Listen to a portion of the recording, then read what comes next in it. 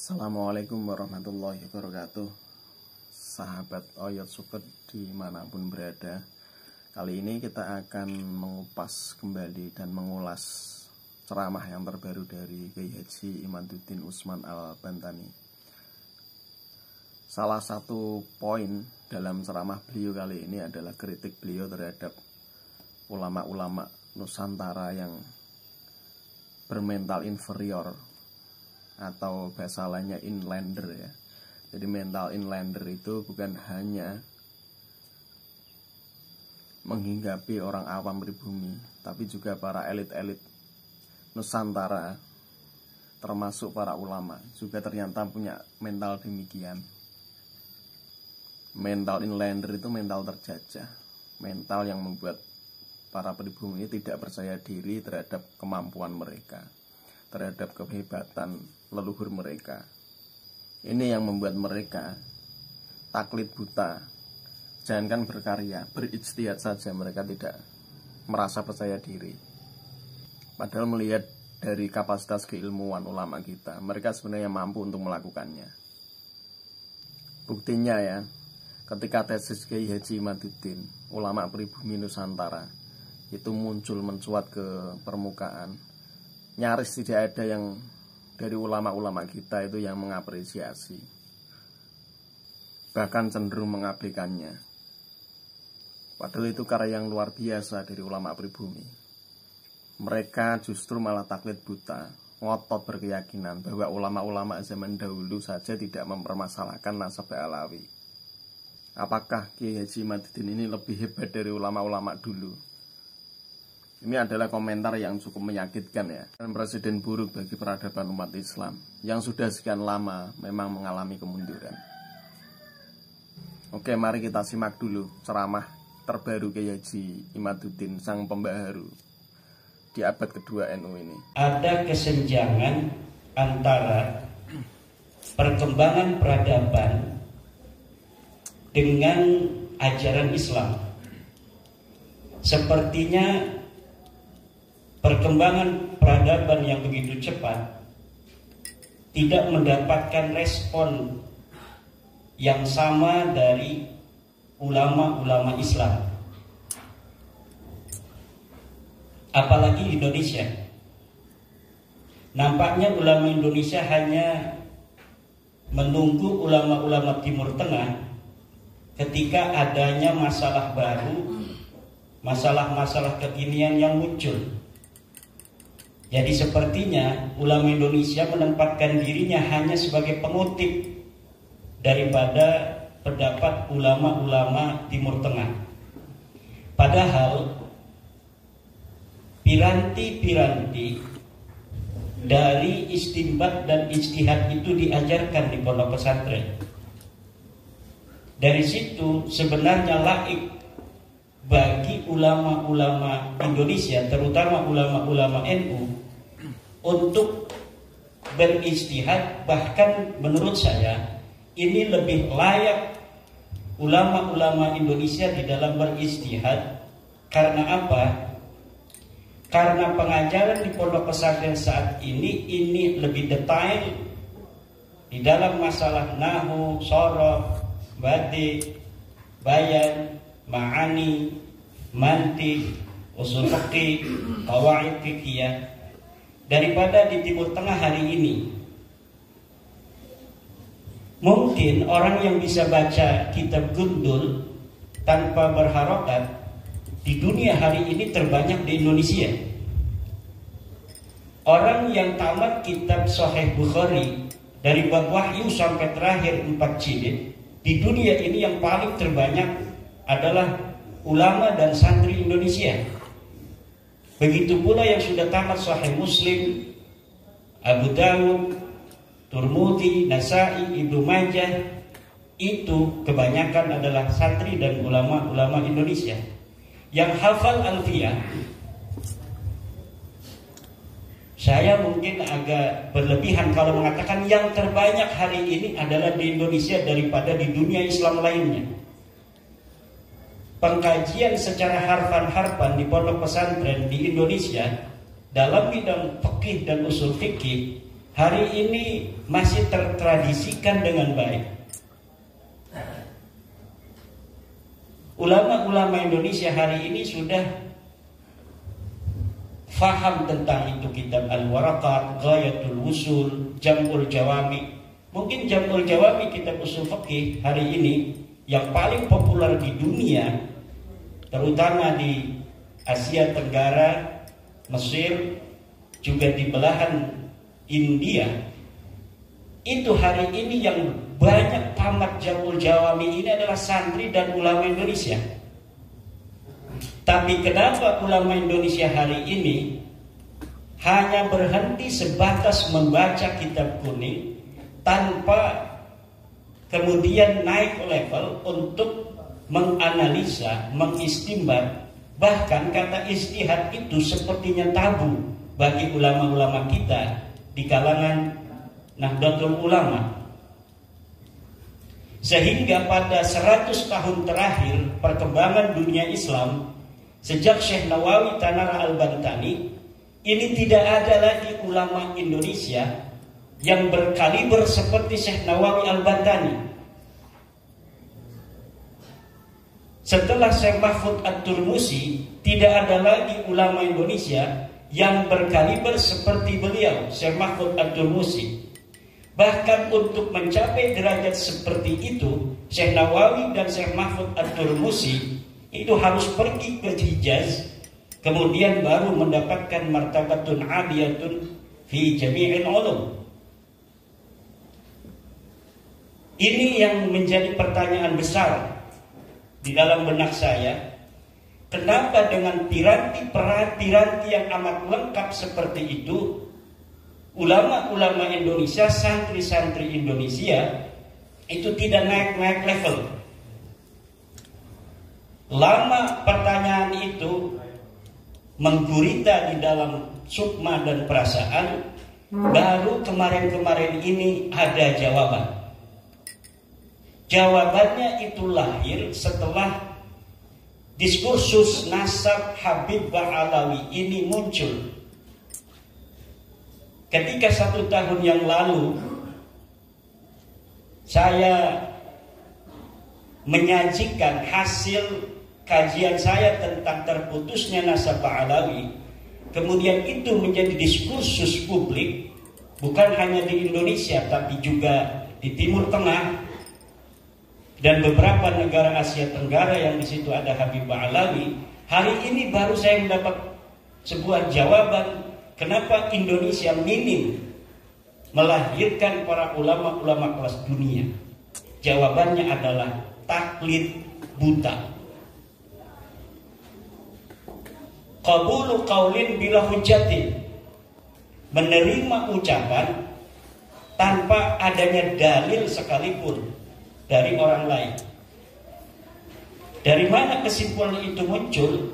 Kesimpulan itu muncul dari narasi-narasi yang terbangun di media sosial tentang bagaimana para santri kita dan para ulama menyikapi diskursus nasab itu.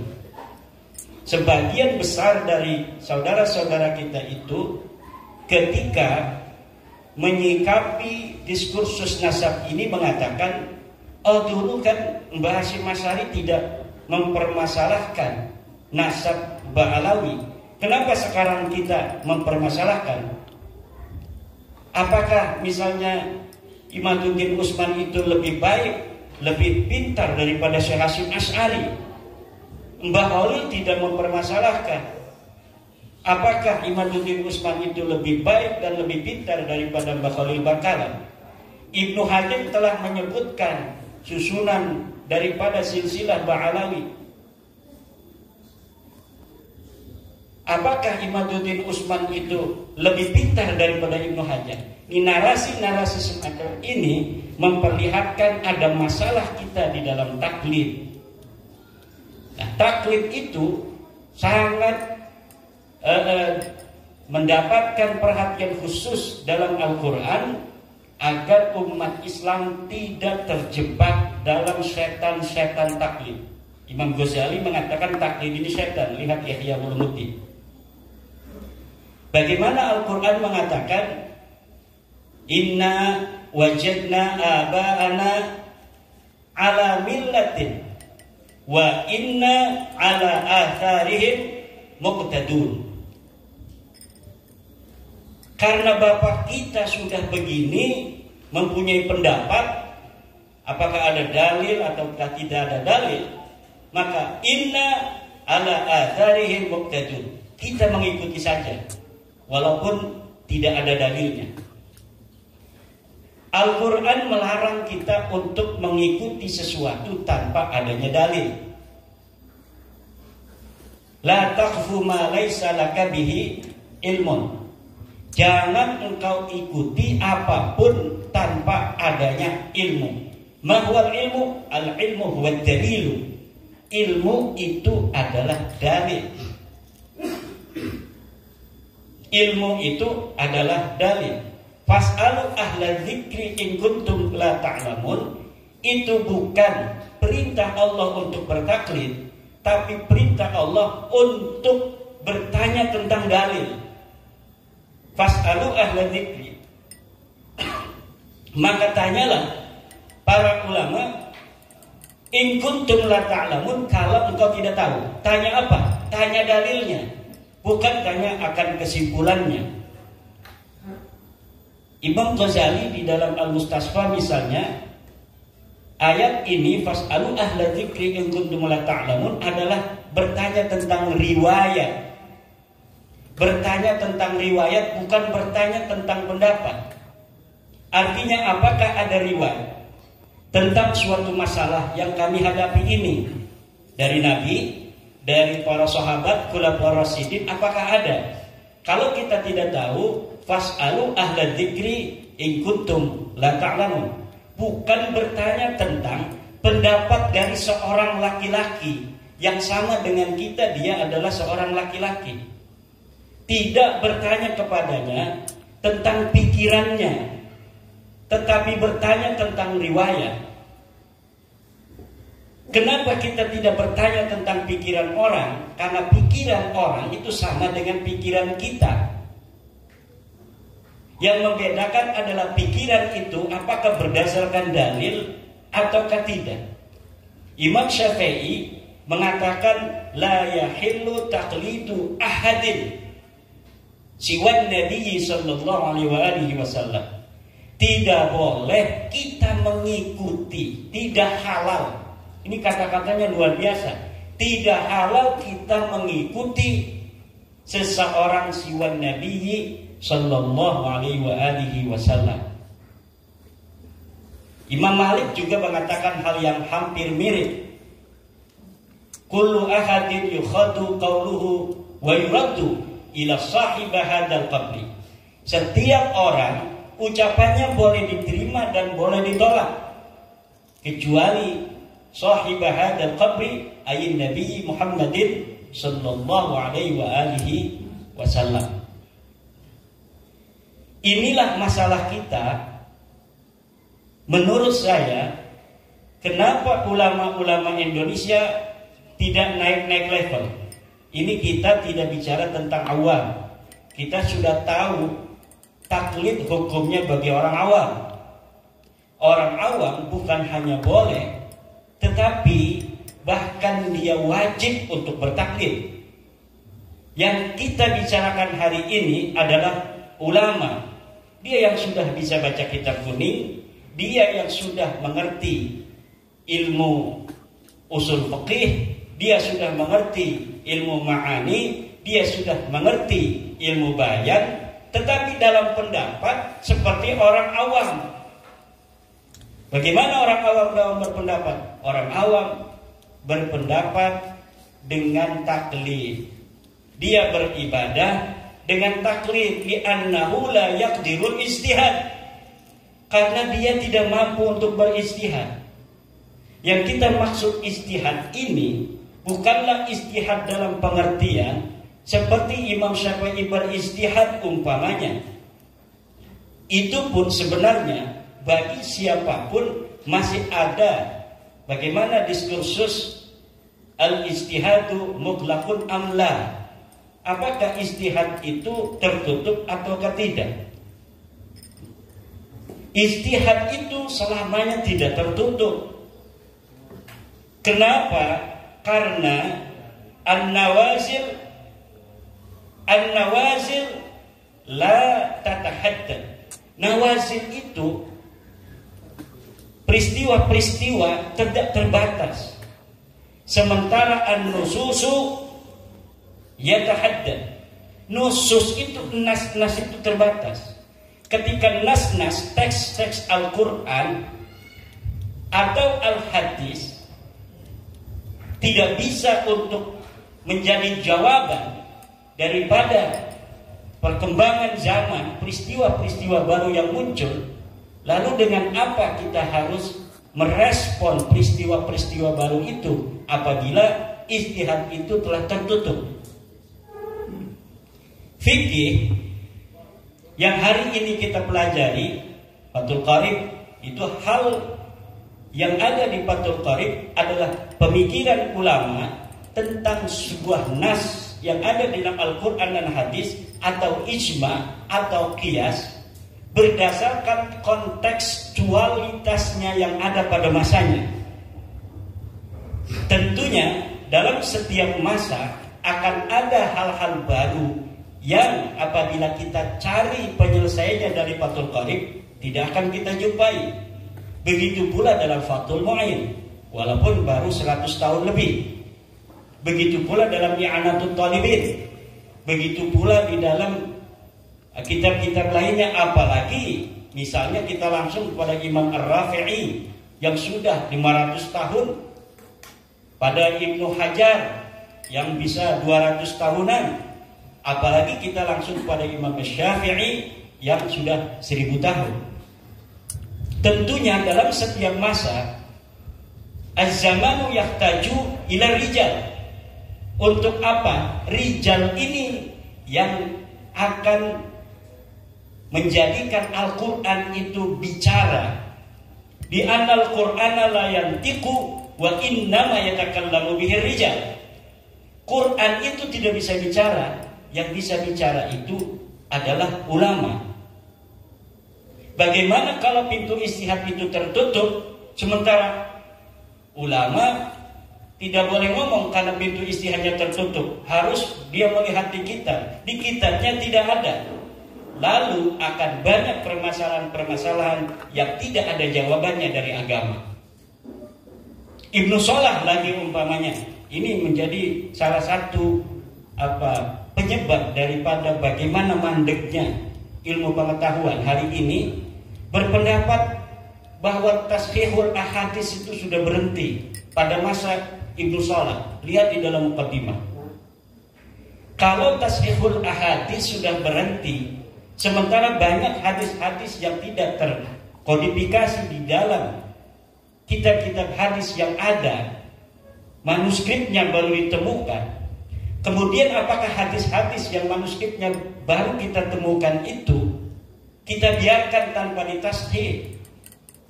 Kita biarkan dia gundul tanpa ada keterangan apakah ini hadis sahih, apakah hadis hasan, ataukah dia hadis dhaif? Atau bagaimana kalau kita verifikasi relevansi daripada pentashihan ulama-ulama tentang hadis, bahwa ini hadis sahih, apakah itu haram? Tidak. Banyak ketika seorang ulama telah mensahihkan hadis, kemudian ini diverifikasi relevansi oleh ulama lain, ternyata mempunyai kesimpulan yang berbeda. Yang paling fenomenal adalah bagaimana Az-Zahabi itu memverifikasi tashih daripada Imam Al-Hakim dalam Al-Mustadrak. Sesuatu yang disahihkan oleh Imam Al-Hakim kemudian dianggap derajatnya hanya hadis hasan. Kenapa? Li'anna al-hakim 'inda Az-Zahabi mutasahilun fi tashihil asanid, di dalam mensahihkan sanad-sanad.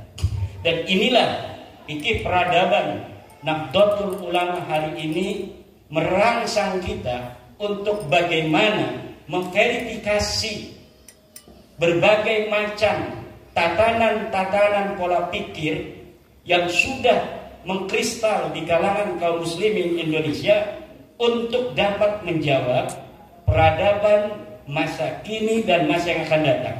Diharapkan 100 tahun lagi antara hari ini sampai nanti pada abad kedua Nahdlatul Ulama di akhir, dari kalangan santri Nahdlatul Ulama muncul ulama sekaliber Wahbah Az-Zuhaili, muncul sekaliber ulama Yusuf Al-Qaradawi atau yang lain-lainnya, Said Ramadan Al-Buti dan sebagainya.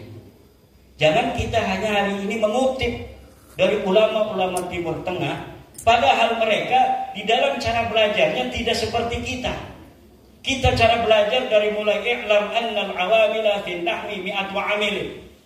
Setelah kita baca rapi, kita tarkib i'lam kalimah pilamat kudu jajim lam jen sutun fa'ila dimirah tasbih fa'ilam jenis jawab nahwi wa huwa ma la yaqujabani soal sampai wallahu a'lam bisawab.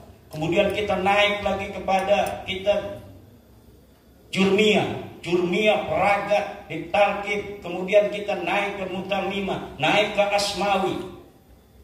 Itu hanya dalam bab nahwu. Naik lagi ke Muhatun I'rab, naik lagi ke Alfiyah. Alfiyah itu adalah nahwu bukan hanya untuk membaca. Bagaimana bab ikhbar itu memberikan kita pelajaran untuk menyusun kalimat. Jadi yang dirangsang oleh Alfiyah bukan hanya cara membaca kitab, tapi bagaimana ulama itu pikiran-pikirannya kemudian terkodifikasi di dalam sebuah kitab. Berapa kitab yang terproduksi dari zaman Syekh Nawawi sampai hari ini bisa dihitung dengan jari. Yang ada komentator-komentator dengan bahasa Indonesia yang keluar ribuan buku dari Universitas Islam. Universitas Islam YIN UIN itu melahirkan per tahun ratusan buku. Tapi kering, tidak bisa untuk melahirkan seorang mahasiswa pun yang bisa untuk mensyarahi matan takrib umpamanya. Pensarahan itu penting. Kenapa? Walaupun kita tidak bisa melepaskan diri begitu saja dengan fikih-fikih masa lalu yang berkaromah dalam tanda kutip, tetapi kalau ada pensarahan baru dari ulama hari ini, maka kejadian dan peristiwa yang lahir hari ini itu bisa terreportase masuk ke dalam kitab itu, yang nanti anak cucu kita tidak akan terlalu jauh untuk melihat di masa Syekh Nawawi tentang apa yang terjadi di sekitar ulama. Tetapi ada wasilah dan wasaid di mana di tahun kita hari ini ada peristiwa-peristiwa yang terekam. Perkembangan fikih yang perlu mendapatkan respon yang cepat dari ulama hari ini belum terekam dalam kitab-kitab yang dikaji di pondok pesantren. Hanya dalam bidang fatwa, misalnya dari Mesir ada fatwa-fatwa yang tidak punya internet tidak bisa melihat fatwa itu. Kemudian Majelis Ulama Indonesia bikin fatwa tentang bagaimana hukumnya beli pulsa, hukumnya apa dalam fatwa, tapi tidak terkodifikasi dalam satu kitab yang laik untuk masuk pondok pesantren, sehingga semua itu bisa dikonsumsi oleh para santri dan para kiai. Ini kira-kira yang ingin saya eksplorasi, yang nanti akan dikembangkan bagaimana ijtihad itu dilakukan oleh Nahdlatul Ulama di dalam bidang sosial dan politik. Hal lain yang saya temukan sebentar lagi, karena ini waktunya terbatas, adalah kenapa ulama Indonesia tidak melahirkan ulama besar 100 tahun terakhir ini. Ada jiwa inferioritas yang tersindrom di dalam jiwa-jiwa umat Islam Indonesia. Jadi umat Islam Indonesia secara kemanusiaan dia memiliki sindrom inferioritas terhadap orang barat, orang bule. Umat Islam Indonesia sebagai seorang muslim mempunyai imperialitas, sindrom imperialitas terhadap orang Arab.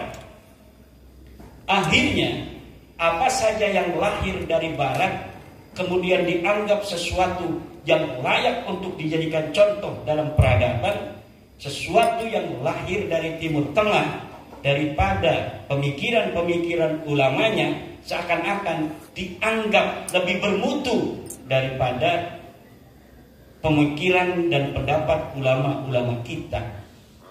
Inilah yang harus dihilangkan, karena ajaran Islam tidak mengenal manusia lebih mulia dari sisi iriknya, dari sisi jenisnya, dari sisi sukunya dengan umat Islam lainnya.